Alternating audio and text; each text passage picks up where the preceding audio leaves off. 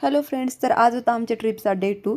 तर आज आम्ही उज्जैनमध्ये होतो आणि काल रात्री जेव्हा आम्ही ओंकारेश्वरवरून निघालो होतो, तर उज्जैनमध्ये पोहोचण्यासाठी आम्हाला 12 वगैरे वाजले होते. 12-12:30 नंतर मग हॉटेल शोधणं वगैरे.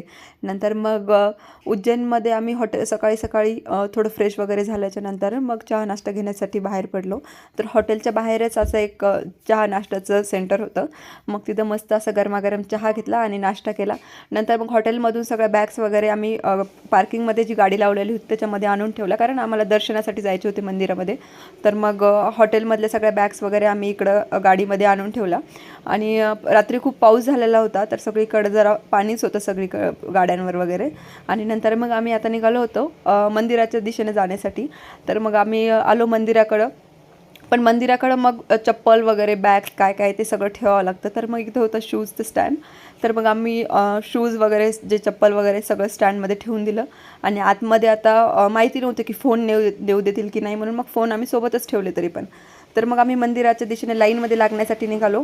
पण तिथं सगळे फोन वगैरे सगळं ठेवावं लागत होतं. तर सिक्युरिटी जरा जास्तच टाईट होती.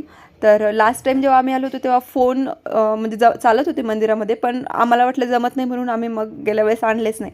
तर मग दर्शन वगैरे करून जेव्हा आम्ही आलो, तर तेव्हा मग आम्ही शूजच्या तिथून जे स्टँड आहे तिथून मग मंदिर वगैरे हे सगळं व्यवस्थित दिसत होतं. तर जवळून असं मंदिराचा काही फोटो व्हिडिओ आलेलाच नाही आहे. तर मग आम्ही तिथूनच थोडंसं फोटोज वगैरे काढले. आणि तिथं थोडंसं जे शॉपिंगसाठी छोटे छोटे दुकानं वगैरे आहेत, तर भरपूर सारी जागा आहे, म्हणजे भरपूर दुकानं आहेत तिथं शॉपिंगसाठी.